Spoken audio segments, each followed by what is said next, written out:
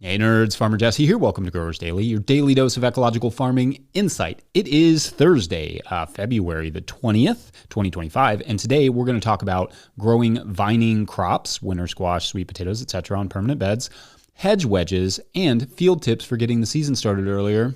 So let's do it.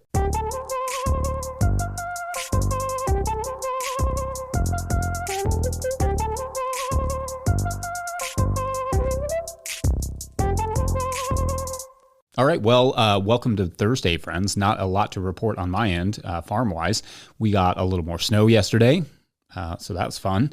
It's cold as all get out, but in my experience, this should be the last substantial cold snap of the winter. Certainly, we'll get a decent cold snap in March, probably some snow. Then we'll follow up with a few final frosts through April, and we're good to go. I'm all for it. Ready for this particular winter to be done and gone. I've said this before, but Kentucky is just not built for winter activity. We don't get enough snow to make the winter fun, but we get too cold to ignore the cold and just do normal stuff. People are super bummed about Kentucky Fried Chicken announcing this week that they are moving to Texas, but I'm kind of over here like, yeah, I get it. But they'll definitely miss us in the spring and the summer, so that's on them, which is right around the corner. So let's talk some farming stuff. Today, we're going to catch up on some Patreon questions. I don't want anyone going into their season with their January questions unanswered, so let's make sure to get some of those busted out. And Patreon members, please don't hesitate to get your questions in on the February, soon-to-be March show thread. All right, today's first Patreon question comes from Stefan R., who writes, quote, I have a market garden layout, 30-inch beds with 21-inch paths in North Georgia. Last season, I had only two 27-foot beds, but I built a third bed over the winter. We had success with sweet potatoes in one bed and butternut squash in the second bed. The problem was that the squash overtook the paths and even went into the next bed. I intended to build a fourth bed before spring, but now I'm wondering if I can build something more suitable for squash. I like the 30-inch beds because I can straddle them since they are on a 17 to 23%, that's percent, not degrees, slope across a steep hill. On the lower side of the soil and mulch are held up by 2x8 boards, so maybe a 50 or 60-inch wide bed for the squash. But how bad would that be with having to walk on the bed on the steep hill? Any suggestion from experience? End quote. All right. Thanks, Stefan.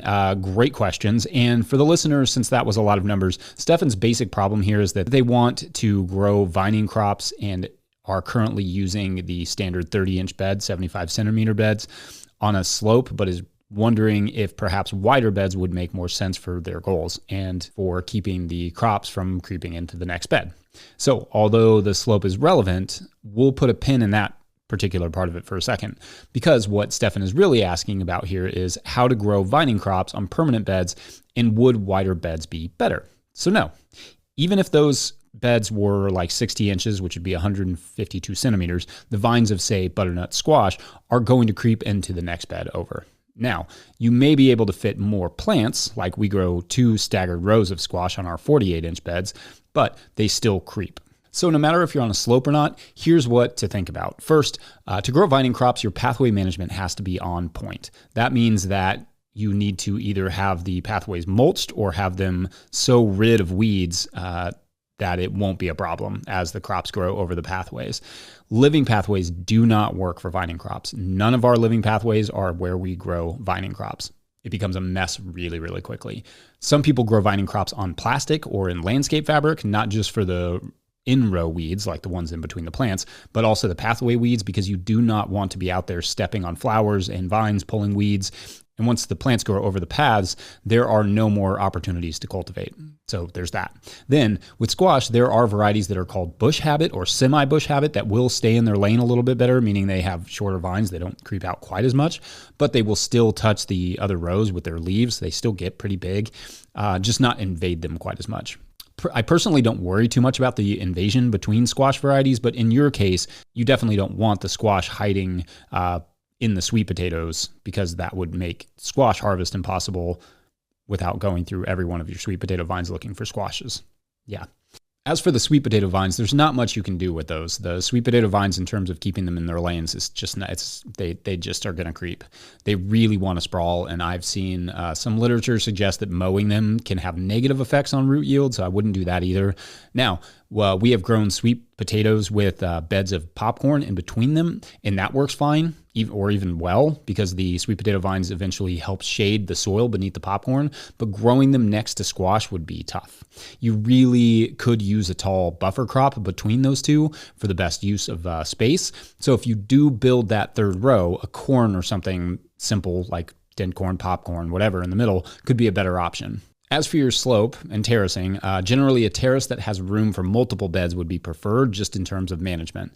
I bring up the example of Sage Hill Ranch Gardens, who started out with single beds, terraced, and generally found that large flat landings were easier in the end, so that they could put multiple beds or even high tunnels on those spaces. I'll link that video in the show notes, but obviously on a small scale, a bed for each terrace is fine. I hope that helps. Otherwise, we will take a quick break, and when we come back, we'll talk about the hedge wedges, which will make sense in a second. BRB.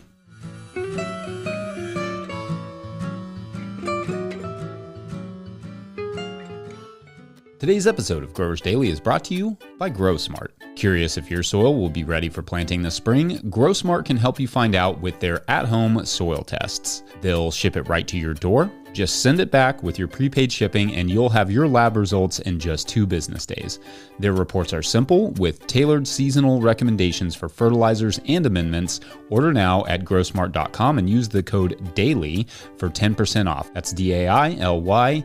Begin your soil prep now for a great spring with GrowSmart. All right, back to the show.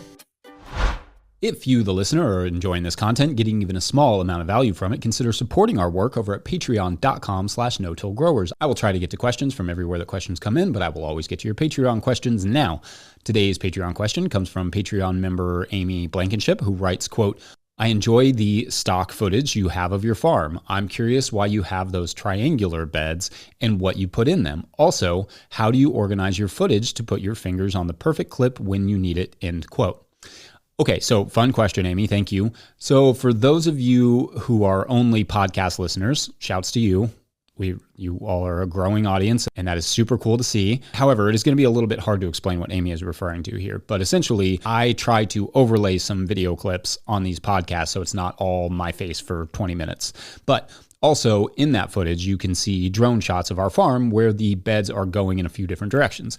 This is because we are on a bit of a slope. Some parts of the slope are steeper than other parts. So what I chose to do was to turn half the beds in a plot more downhill than others in that same plot. And the results of this is you get these kind of like awkward little triangles in between those two sections, which is actually somewhat common on farms like ours. Rarely is the farmland you find a perfect square or perfect rectangle, and oftentimes you will have to work with a random space that doesn't quite fit. This is especially true if you are hoping to standardize your bed lengths and widths, which you should be hoping to do that. You should do that. Having a bunch of different widths and lengths is a nightmare to deal with.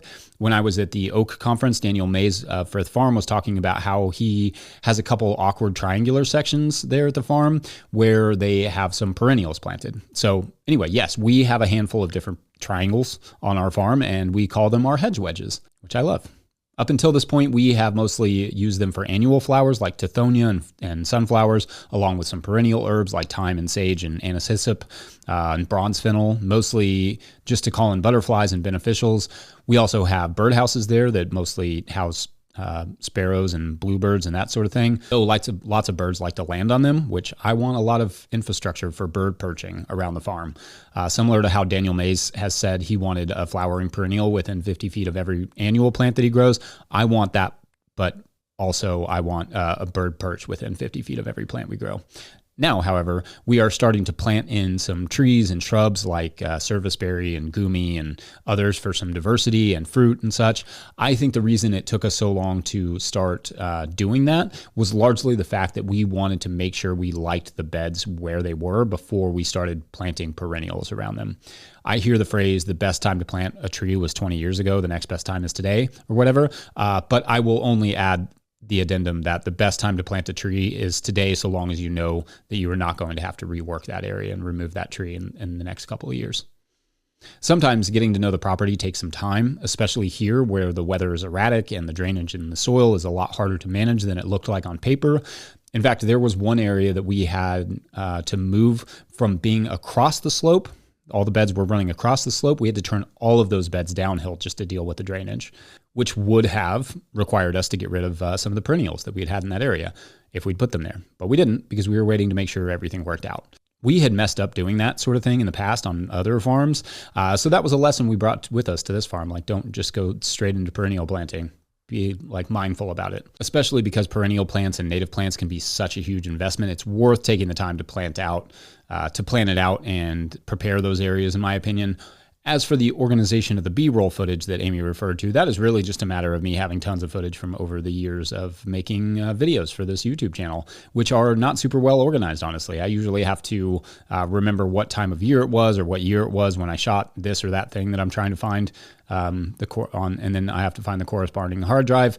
But that's something hopefully our producer/editor, when we hire them, can help me organize. That would be super great. Anyway, I hope that answers your questions, Amy. I love our hedge wedges, and I look forward to watching them continue to grow and change and support our garden endeavors, or at least my birding endeavors. I love mason birds. All right. Thanks, as always, for the questions. We'll tackle more after the break. Be right back. Today's episode of Growers Daily is brought to you by Farmhand. I don't know about you, but I got into farming to be in the field growing food for my community, not creating elaborate pack lists, not writing newsletters or responding to emails, not designing and maintaining web stores, and etc. And I especially don't enjoy doing those things after an already full and fulfilling day of growing food. Actually, if I spent less time on my phone and behind the computer, that would be great. If only there were a solution for that. Enter Farmhand. Farmhand is the only all-in-one virtual assistant built by and for farmers. With one single platform, Farmhand enables you to offload your administrative tasks, send and manage communications, and sell more to your customers. Farmhand saves growers an average of 6 hours of administrative load each week.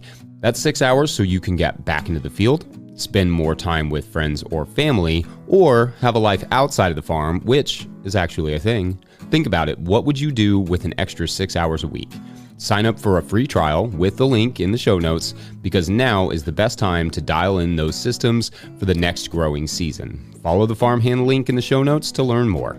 All right, back to the show.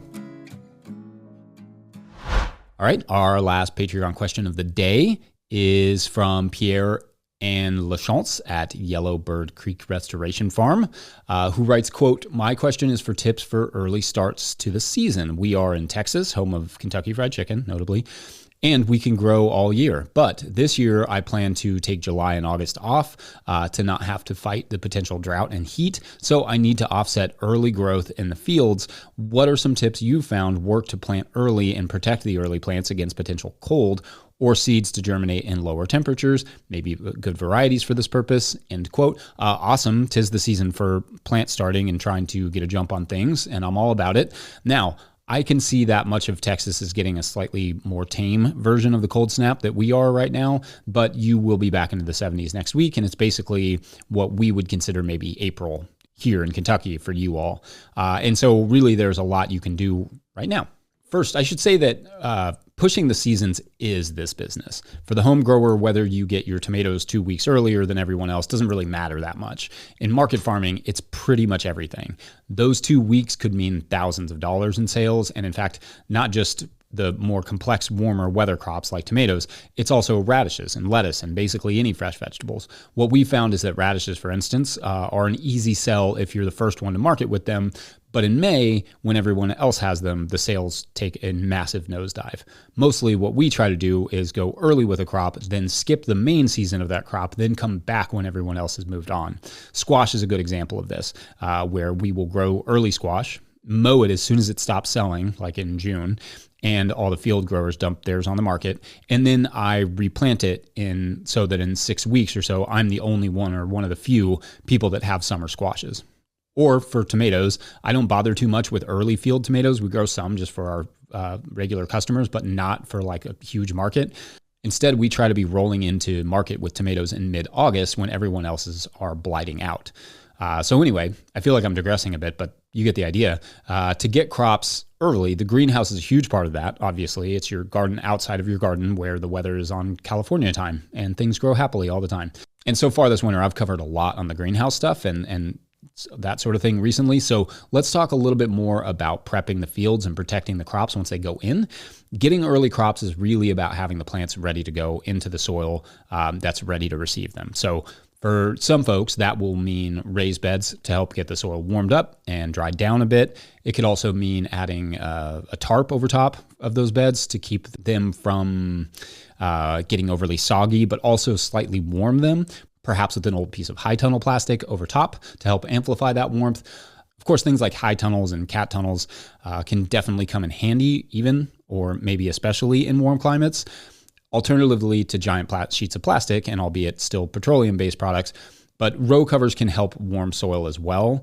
I like the AG30 or 0.9 ounce weight personally. It's robust enough to not rip in like your average wind, but not so thick that the shade slows the growth too much. There are thicker covers than that, which are good for the deep winter, but you probably overkill for you. If it gets super cold one night, you could always just add a second layer of the AG30 row cover. The light weights are fine for light protection, but they don't last super long. So I mostly stay away from them unless you want to take them down every time after you use them. So I mostly stay away from that, like Agribon AG19 or the 0.55 ounce row covers. It's good for light covering, but won't last nearly as long as the AG30 and should not be kept on crops for long periods because it will just get ripped apart by wind and sun and all the things. Not that the sun rips things apart, but it wears them down. You can add row covers to crops you have just seeded or planted, but also you can cover beds you plan to seed or plant soon just to warm that area up slightly for when you do plant. Reminder, keep the row cover from touching the plants after you put it over them.